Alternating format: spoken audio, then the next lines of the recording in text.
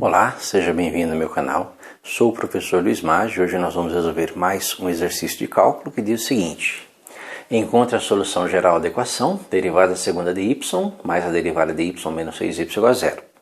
Ou seja, uma equação diferencial homogênea, uma equação diferencial de segunda ordem, que tem o seguinte aspecto, né? Lembra que essa equaçãozinha, ela tem essa forma: a vezes a derivada de y, derivada de segunda ordem de y, mais b vezes a derivada de y, mais c vezes y igual a zero. Nós dizemos que essa equação é uma equação diferencial de segunda ordem com coeficientes constantes. Os valores de a, b e c são constantes.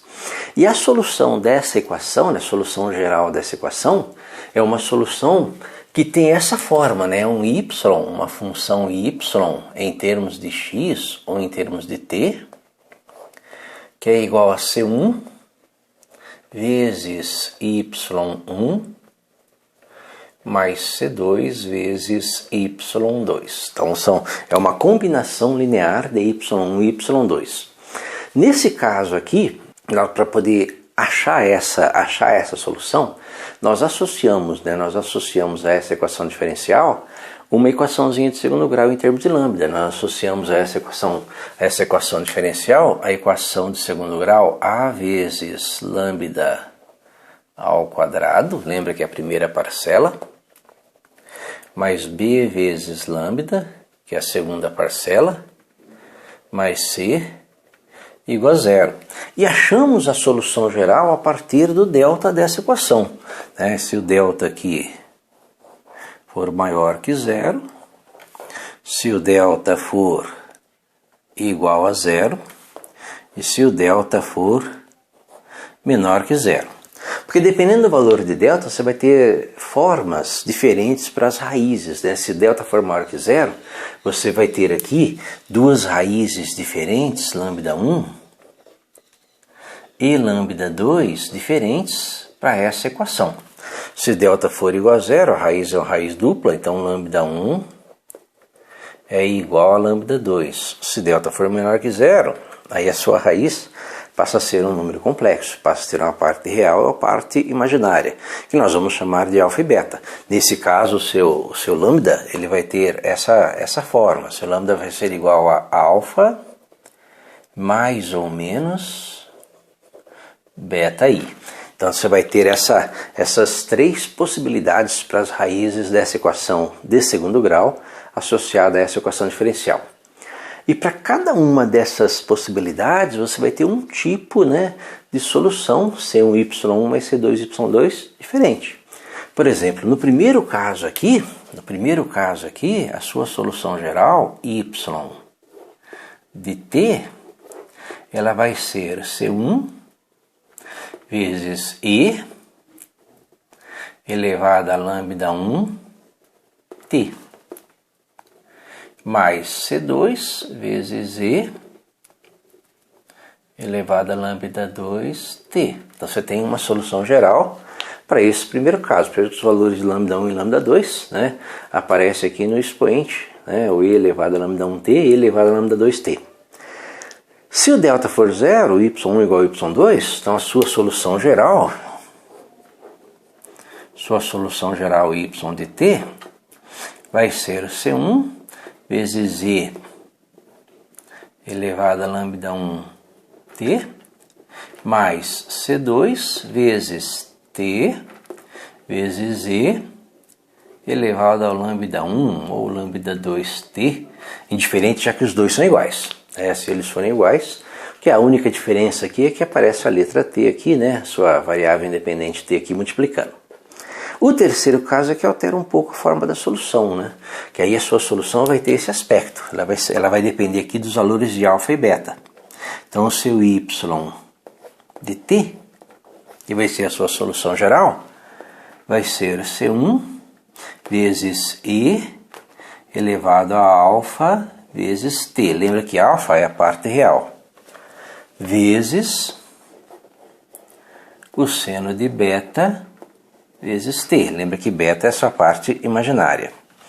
Mais C2 vezes e elevado a alfa vezes t, vezes o cosseno de beta vezes t. Então, essa seria o terceiro caso para esse tipo de equação diferencial.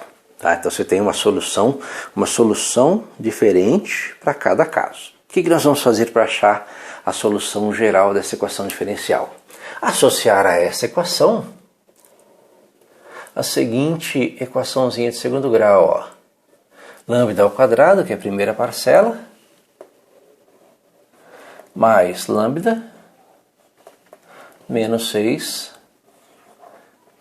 igual a zero. E a partir daqui, né, que seria essa situação, eu vou olhar quem que é o delta. Lembra que o delta é b ao quadrado, então 1 ao quadrado, né? Então a, b, c.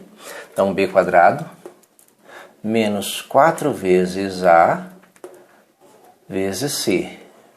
Então delta é igual a b quadrado menos 4ac.